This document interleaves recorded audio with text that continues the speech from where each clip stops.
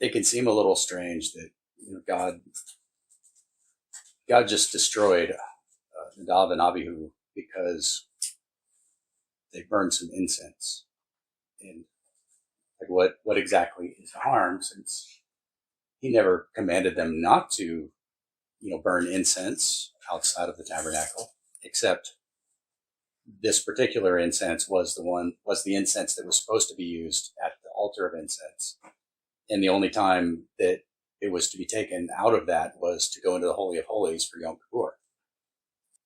It even seems like they were just being zealous. I mean, they were so excited about everything that was happening that they wanted to add some flair and get all the people involved in this stuff that was happening inside the tabernacle.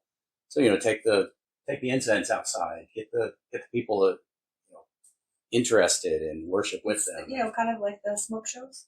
Yeah, the light shows and the smoke and yeah. The problem is that the closer you are to God, in like His physical presence, the more authority you have, the more responsibility you have, and the closer you are to Him, even whether you're a righteous person or not, it's not really the point. The point is that you are serving God in a very sanctified capacity. You have to be very careful with what you do, because God is the ultimate power in the universe, and you don't take Him lightly.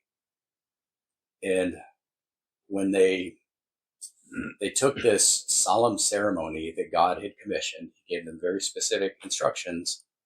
These people, among everyone in the nation of Israel, there were 5 people who were set apart for special service at the tabernacle. And 2 of them decided to innovate in that worship and were destroyed for it. And there's some things in the text that we can kind of hint at exactly what was going on. Right after this happens, God says, okay, don't bring any wine or strong drink into the, don't drink any of that while you're serving at the tabernacle. And so there's a possibility that they had been drinking, and this just, it's easier to get bad ideas in your head when alcohol breaks down those barriers.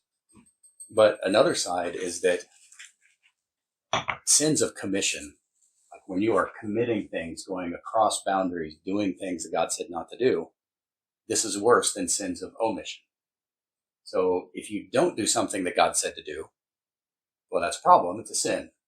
But if you do something that God has said not to do, this is a bigger problem, and you are likely to get a quicker and more severe judgment.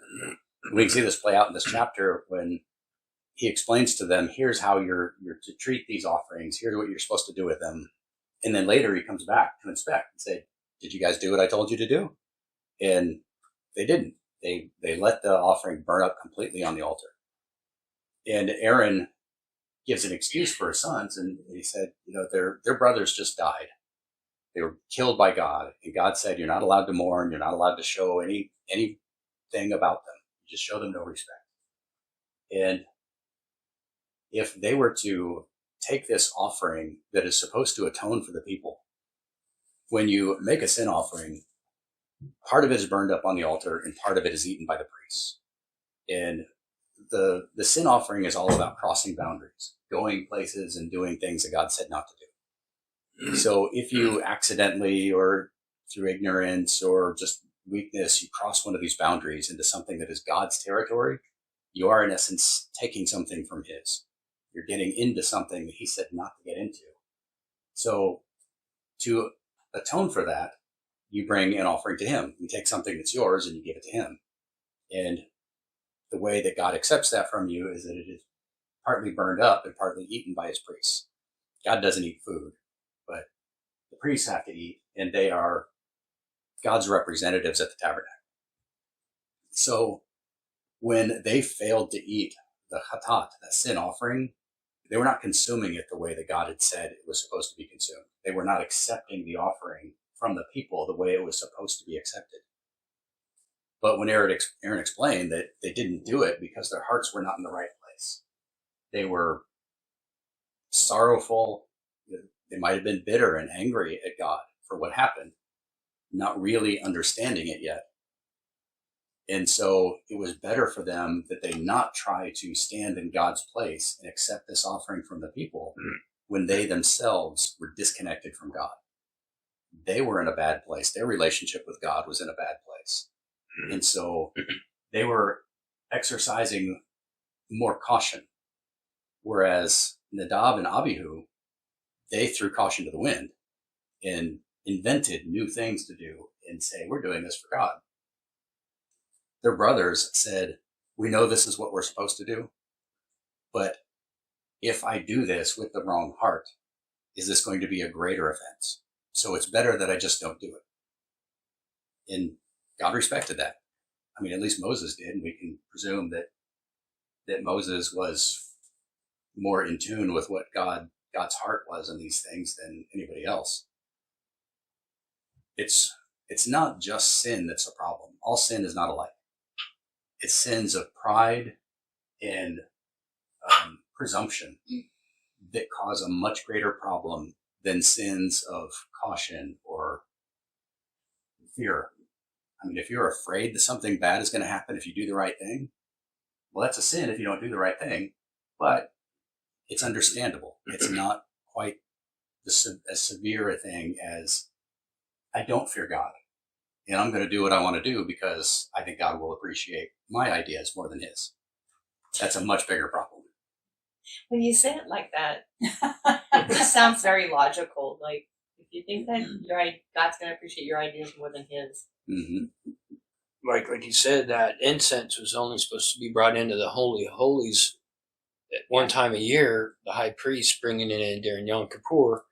And if they stepped out of their bounds and present this unauthorized incense into the Holy of Holies, and they're struck dead in God's presence immediately. And I think of fire also, because fire also like represents a spiritual anointing, like you see in Pentecost coming up, the tongues of fire. And then here God is representing himself to the whole nation of Israel as a pillar of fire, a fire that's resting over the seat of the tabernacle.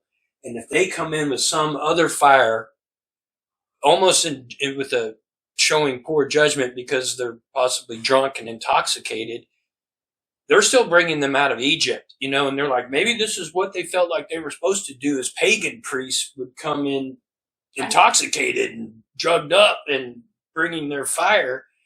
And they're in a place that's set aside. God has sanctified it as a holy place. And for another fire to be brought in the presence of God's fire would be totally like, snuff it out in comparison. Well, that's an interesting how can idea. another fire stand in the presence of the Lord? It's an interesting idea in the sense of like if they were pulling from pagan practices, which very likely they would have had experience with stuff like that and have been, just bringing those ideas in, like, what's so bad about this? Because before this happened, God didn't say, hey, don't get drunk.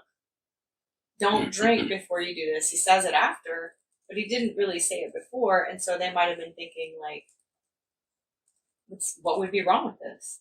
Like, wouldn't it enhance our worship or what, whatever. It's really interesting.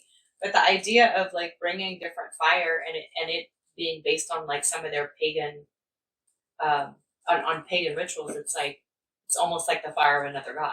It's like almost like they would be bringing the fire of another god, and he's not going to tolerate that kind of stuff in his presence, right? Mm-hmm.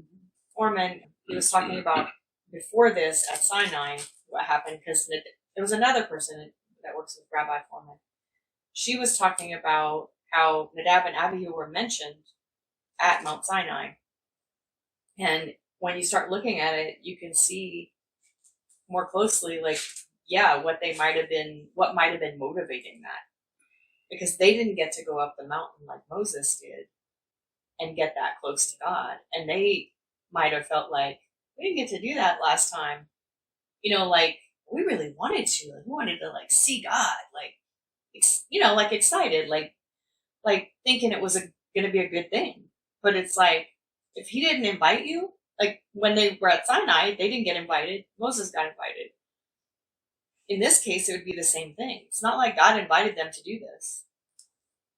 And so it's like their idea that, God might just accept their fire because they really wanted to see him, or they really wanted to like experience him. And what would be bad about that? And then it's like, well, it's bad because he said not to do it. Like he said to only these people could do it, or only this time of year you could do it, or whatever it is. And I think it's easy to do this kind of thing in our own lives, like really forget the goal and forget the boundaries and be so excited about something that you like forget, like, this is a serious God. This is a holy God. And he means what he says. Well, and that's what he summed it up. Right. In verse 3, Moses said to Aaron, what the Lord has said, among those who are near to me will treat me holy, and I will be honored before all people. And Aaron held his peace. In our culture, I don't think we have much of this anymore, and that is like the respect. It's a sign of respect that the person would honor your wishes. Like, this is not about what he's doing or what I'm doing. It's really just like people have really lost that respect for each other's boundaries, And if we're doing that with each other, how much more likely are we to do that with God? Or if we're doing it with God, how much more likely we are, It's both ways. But I was just thinking, like, it really is a respect thing. When he says, I'm going to show myself to these people, I will be glorified. Like, he's saying, I'm holy and I'm going to be glorified. For some reason, I think it's a modern Christian idea that, like, we're going to be able to go, because Jesus is here, we're going to be able to just be in the Holy of Holies with the Lord. And these guys had no right to be there. Only Aaron, the high priest, would have the right to be there. And he was also there by the threat of death if he did it wrong, And we look at the book of Revelation, when we see the King of Kings on his throne, and the elders and the saints and martyrs are all worshiping God with their face on the ground. In God's presence is so holy and set apart and so honored. Like, sin can't even stand in the presence of it. And that's what happened. Just shoot. I mean, it cannot stand in the presence of God.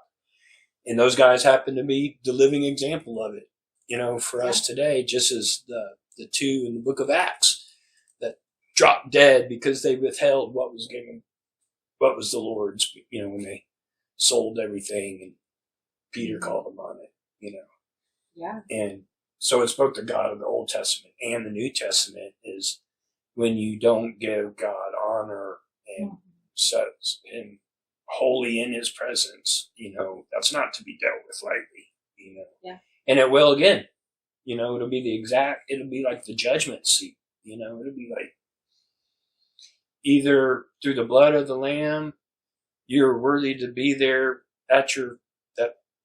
on your face, worshiping God, still on your or face, else you're going to be done away with, and Yeah, like there's either judgment or there's no way. It's one or the other. Honor, Right. And restoration. Can't be flippant about our going before the Father. He has created everything. He has created the earth. He created each one of us.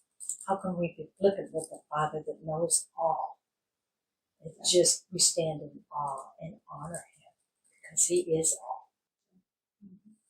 And I think that's what we lose some in our modern church again, is we've made ourselves so familiar and like Jesus is our friend, kind of thing. But we forget his majesty at the same time, and it's, and our idea of worship it's a concept in our mind that isn't biblical at all. Serving and obeying the Lord is worship. A servant serving God and obeying him, just as Christ said that I and the Father are one. If you love me, follow my commandments. That's worship.